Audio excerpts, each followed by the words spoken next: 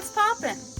Today we're going to show you 5 easy do-it-yourself upgrades. Number 1. The first one is you can tie a string on your bed rail supports so you can hang wet clothes or towels on. Number 2. Another easy thing is to buy some shelving for some extra storage.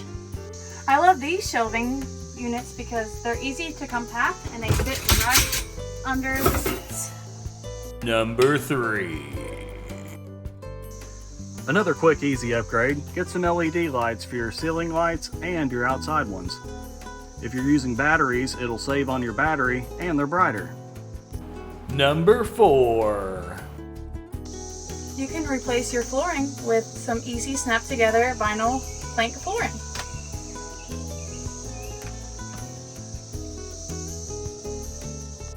Number 5. Last but not least, replace your plug-ins.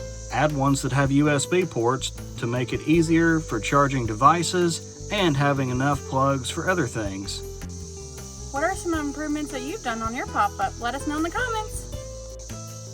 Don't forget to like and subscribe.